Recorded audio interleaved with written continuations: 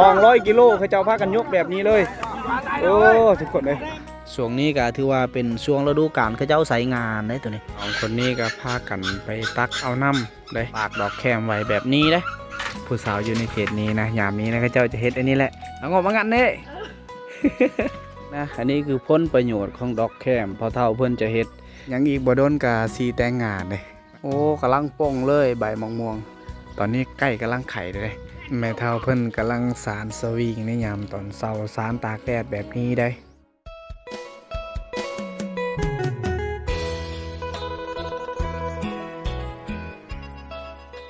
ยามตอนเช้าตอนนี้เวลา8 โมงเกือบครึ่งแล้วเอาสบายดีทุกคนสบายดียามตอนเช้าทุกคนเลยตอนนี้เบาเคกะมาเข้าเที่ยวส้มในหมู่บ้านอีกหมู่บ้านหนึ่งในยามตอนเช้าเลยทางฝั่งพุ่นก็แม่นโรงเรียนบอนที่เด็กน้อยเข้าโรงเรียนก็เจ้าจะอ้อมหัวโดยน้ำมักจับแบบนี้ อันนี้เป็นถังเข้าก็เจ้าไปเอาน้ำกินอยู่จุดนี้ได้นี่เป็นน้ำบาดาลอยู่โรงเรียนนี่แหละก็เจ้าจะโยกในเกือบตอนเช้าตอนแรงเลยมันน่าจะแมนเฮือนซานลานแปลนเขาเจ้าได้เป็นเฮือนหลังใหญ่หลังโตทุกคนเอ้ยหมู่บ้านนี้นะและเต็มไปด้วยเขาเจ้าจะอ้อมเป็นหัวหนามมักจับนี่อ้อมหัวใบแบบนี้เบิดแถวนี้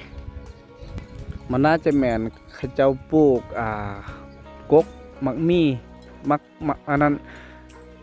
มักมี่มักม่วงอะไรทุกคนเลยตามเบิ้งแล้วก็เจ้าเห็ดหัวคักแน่แบบนี้เลยนะข้าเจ้าจะปลูกติดแคมทางแบบนี้เลยเอาทุกคนเลยมาอยู่อีกจุดนึงนะอันนี้คือผลประโยชน์ของดอกแคมพอเท่าเพื่อนจะเห็ดนี่แหละข้าเจ้าเอาลงมาแต่ป่าแต่ดงแต่ผู้แต่ผาได้ทุกคนเลยดอกแคมมันกะบ่ธรรมดาเลยข้าเจ้ากะเพื่อสิ่งนี้แหละเพื่อสีเห็ดอันนี้แหละนะข้าเจ้าจะเห็ดขายได้ตามเบิ่งข้าเจ้าเห็ดงามอยู่มี1 2 3 4 5 6 7มี7 อันอยู่ข้าเจ้าเห็ดขายเลยข้าเจ้ามาเกาะไว้อยู่บนนี้แหละตารางเฮือนนี่แหละทุกคนเลยอันนี้นะข้าเจ้ากันยังบ่ทันได้เห็ดมันจะเป็นแบบนี้นะนี่แต่ว่ามันแห้งแล้วตอนนี้มันแห้งแล้วพักกันเห็ดได้แล้วสามี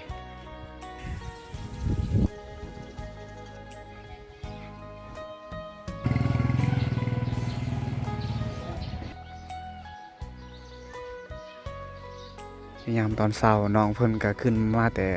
ซักเครื่องอย่างเลยทุกคนเลยยังอีกบ่โดนก็สีแต่งงานเลยนะสีเอาผัวปะเลยบัดนี้นี่คืออันนี้คือนางเอกเคยถ่ายตลอดเลยได้ทุกคนเลย ตอนนี้กำลังตากเครื่องในยามตอนเช้าแบบนี้นะให้อีกยัง6-7 มือน้องเพิ่นก็สีสละโสดแล้วทุกคนเลยหรือว่ากำลังสีมีงานแต่งในช่วงนี้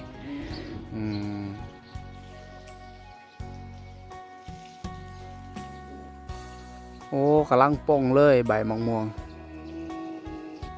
หมูเขาเจ้าข้างไว้แบบนี้ได้นะขอกเขาเจ้านี่โคตรขักเลยเขาเจ้าออมโดยเล็กตาหน่างแบบนี้เลยทุกคนเลยหมูกำลังนอนอยู่ในคอกแหละพาจะกินจะนอนแบบนั้นแหละสำหรับแถวนี้เขาเจ้ามักจะข้างหมูไว้ไม่แปลนเลยไม่แปลนเขาเจ้าทุกคนนะเขาเจ้ากะอยากเฮ็ดเฮือนเฮ็ดศาลนี่แหละตอนนี้เขาเจ้ากะเอาลงมาหอดนี่แหละมาหอดหมู่บ้านทุกคนเลยพอแห้งได้เพื่อสีหอดหมู่บ้านมันเป็นไม้ย่างนะเขาเจ้าเลื่อยอันนี้เป็นไม้พวกไม้C8ไม้ยังนะ5x10เขาเจ้าอยากเฮ็ดนะเฮือนซานเขาเจ้ากันนี่แหละทุกคนเลยนะบางหลังคากับเฮือนใหญ่บางหลังคากับเฮือนน้อยแบบนี้แหละตามนี้แหละ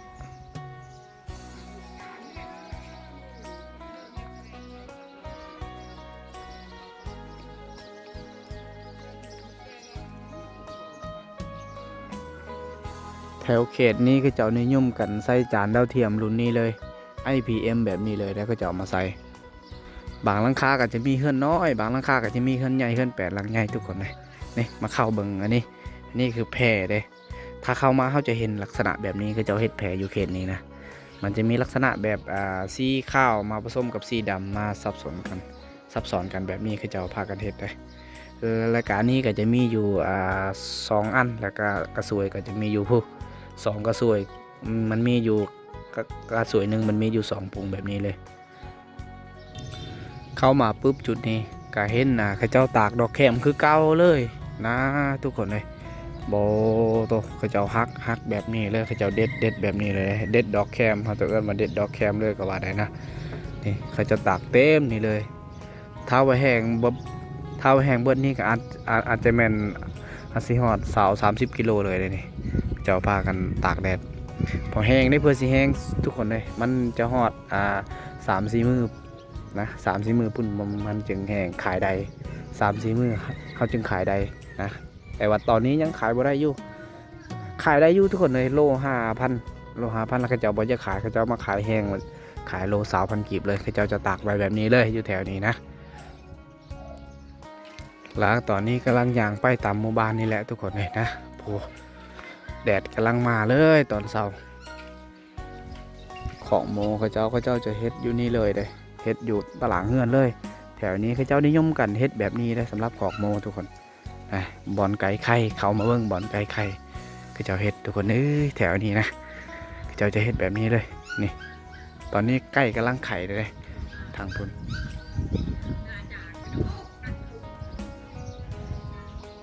ผ้าห่มแล้วเขาจะตากแบบนั้นนะตากแบบนั้นเลยมันจะแห้งไวเพราะว่ามือนี้เป็นมือที่แดดกำลังมาเลย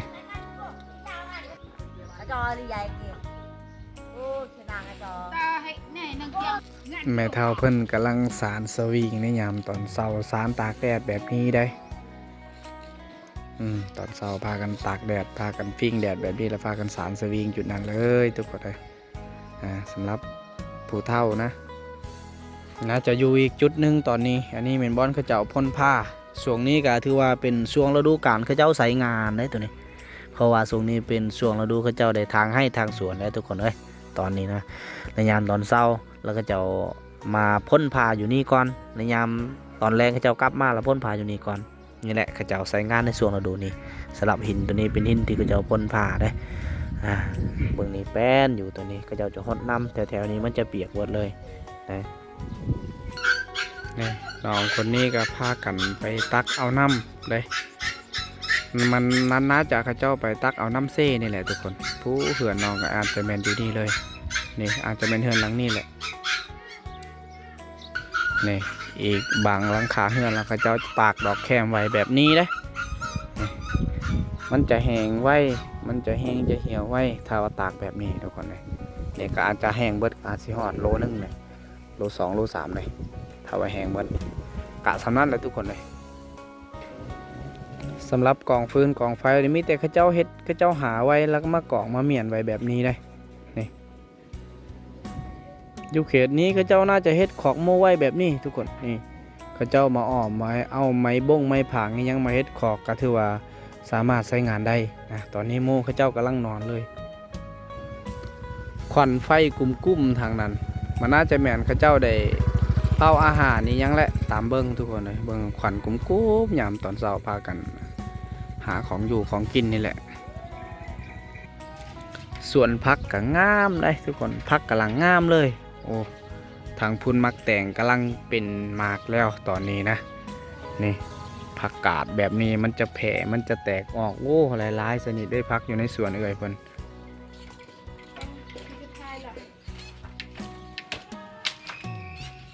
เอาทุกคนเลยมาอยู่เบิ่งผู้สาวโสดกำลังเฮ็ดสิ้นตำฮูกอยู่ตอนนี้โอ้นี่แหละผู้สาวอยู่ในเขตนี้นะยามนี้นะเขาเจ้าจะเฮ็ดอันนี้แหละตำฮูกเฮ็ดสิ้นเฮ็ดหยังได้ทุกคนเลยโอ้ยิ้มบื้อเลยนี่ยิ้มบื้อเลยนี่เหม็นเอางอกมางันเน่เอาทุกคนเลยมาเบิ่งน้องเพิ่นนี้แหละซับไปซับมาซอดไปซอดมาอยู่จุดนั่นแหละ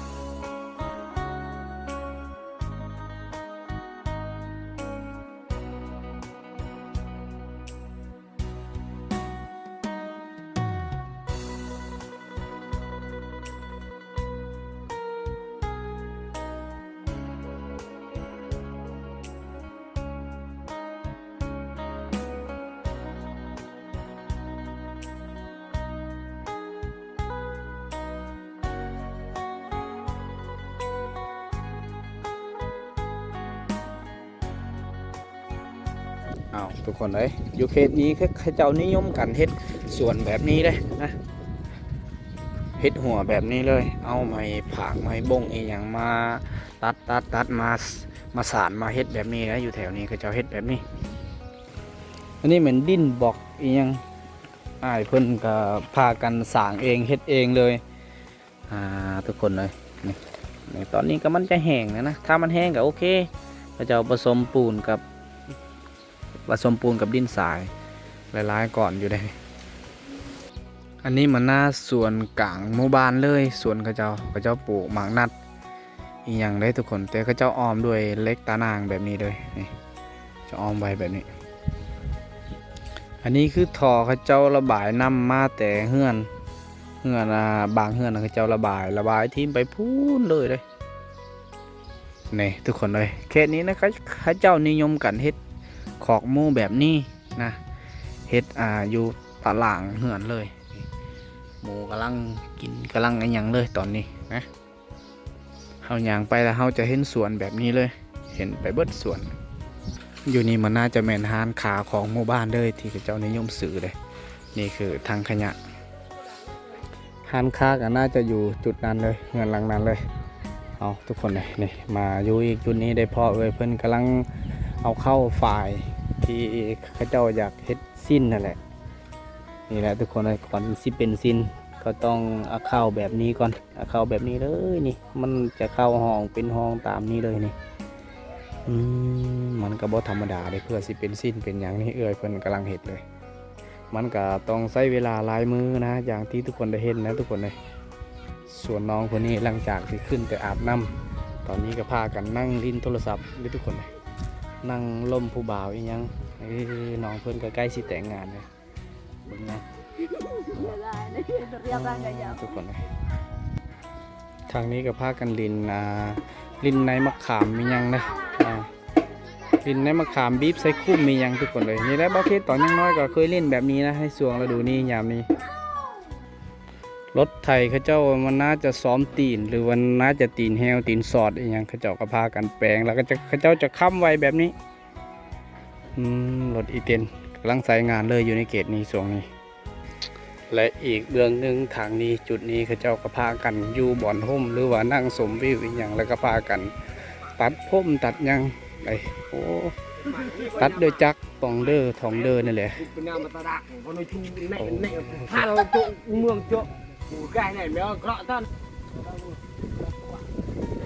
เอาตอนนี้ตอนแรงนะก็16 โมง 17 โมงเลยพระเจ้ากาสีลงกะเกียมไปใส่เกือบใส่ยางสิพาไปเตะบอลเอาป๊อปไปเลยหน่อยป๊อปไปเลย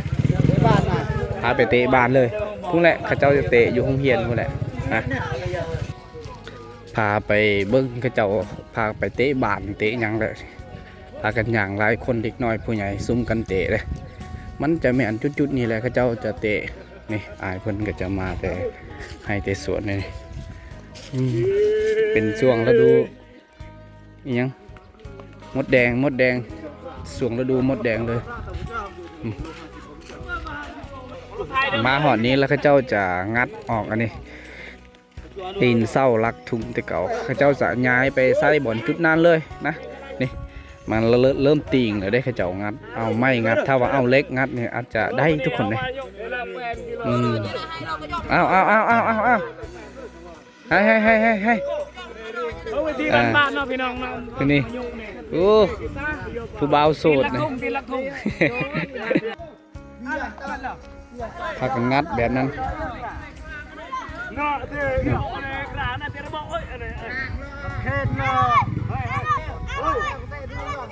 โอ้เขาเจ้าจะหามได้บ่อย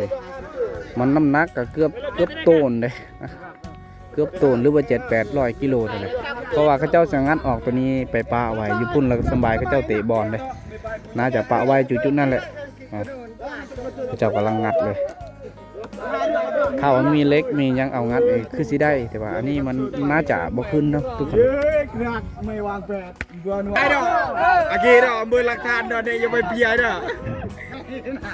มันคือคนมุกตาเอ็นเปียนี่เจ้าสีเริ่มห้ามเลยยังเอาโอ้ถ้าว่า10 คน20 คนน่าจะห้ามได้นะ นักก็เกือบ200กิโลอันนี้มันจะแบ่งเลยมอฮอตโตนนะทุกคนมันหักครึ่งกลางเนาะมันน่าจะแตกหมดแล้วอ้าวโอ้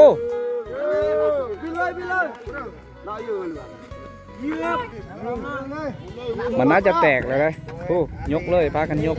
เอาโอ้ยกไปปะไว้อยู่จุดนั้นเลยโอ้ทุกคนเลยโอ้กำลังเริ่มงัดต่อโอ้เปียระเบิดเลยหนึ่งสองสามเอาเลยเอาพากันทำแบบนี้มันน่าจะหนักเลยกะวันเซโลเนี่ยโอ้กะว่า50โลเลยประมาณ50โลทุกคนเจ้าพากันสามัคคีกันเอาโอ้ทางนี้คนเดียวเลยตุ้มโอ้เบิร์นมา50โลกี่บ้างเบิร์นเนาะโอ้ทุกคนได้50โลน้องเพิ่นได้ยกบาทเดียวเลยเอายังอีกหลายๆตอนเลยยกเลยโอ้วัยรุ่นไปโอ้ไฟกำลังแห้งเลยพากันหามลายคนแบบนั้นมันโคตรนักเลยเกือบ200กิโลเลยเลยจุดนั้นโอ้กะวันเซโลกี่แกเบิ้ลมา200ป่ะอ่ะกี่กว่าป่ะโอ้400โลพวกนี้ทุกคนเลยตรงนั้นอันนี้คือถือว่าเป็นโตนเลยตัวนี้มันอโลกนะ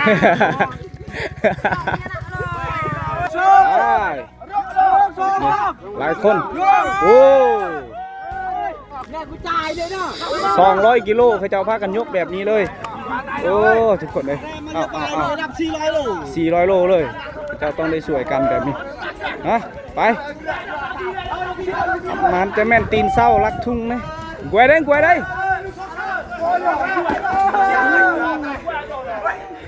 เอายังอีกวันนี้โอ้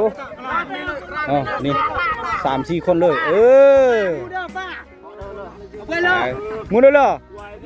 ไว้แล้วต้องใส่จอเยิงเลยระวังได้ถ้าว่าผิดพลาดก็เสร็จเลยตีนต้องได้ระวังต้องได้ออกพลังงานที่สูงสุดเลยได้ทุกคน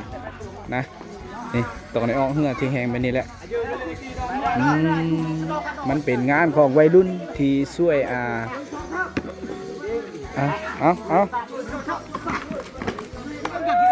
อันนี้เป็นนักที่สุดเลยมันจะเกือบโต้นเลยตุ้มโอ้เขาจะพากันเทศแบบนั้นพากันปีนแบบนั้นนะเ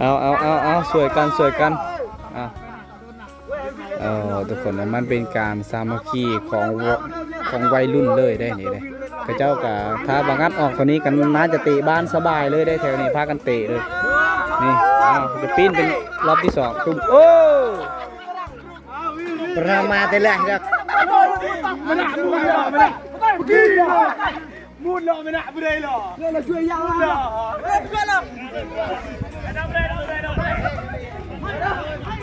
4 คนเลยมันเกือบ200กิโลเลยจุดนั้น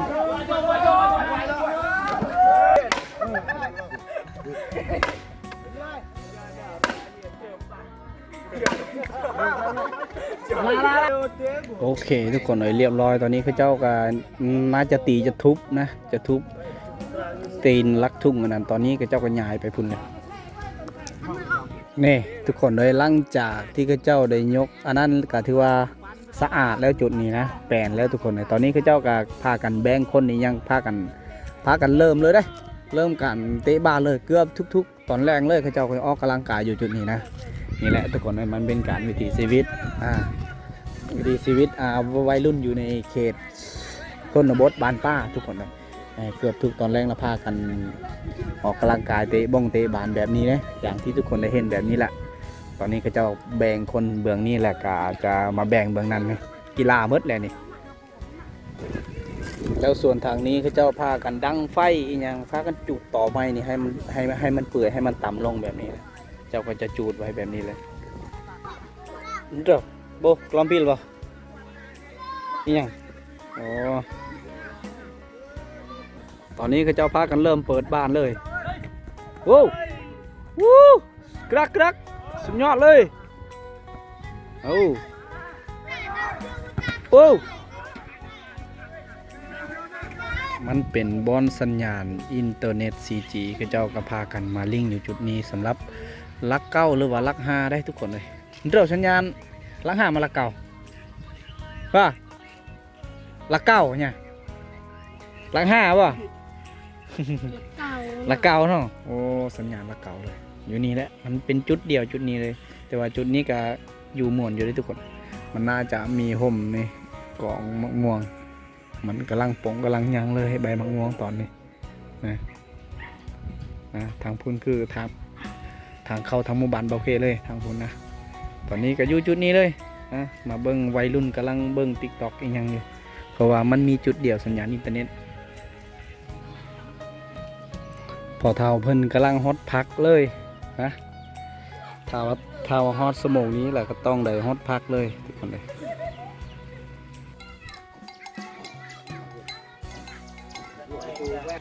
มาอยู่ชมวิวจุดนี้เลยนะย่ำตอนแรงก็เจ้าก็มาลงอาบน้ำตามเคยเลยทุกคนแต่ว่าช่วงนี้มันเป็นช่วงฤดูหนาวๆเนี่ยนะ4-5 มื้อแล้วได้ทุกคนเลยมีลมพัด4-5 มื้อแล้วโอ้แสงแดดกำลังลงมาแม่นเหือใหญ่เหือบักก็ท้าข้ามคนไปกลับมาจุดนี้แหละป้อทุกคนเลยเสียงน้ำโตนแกงน้ำกำลังตื่นเลยได้ตอนนี้ทางพุ่นแม่งข้าเจ้ากำลังหอนค่ำตามเบิ่งนะ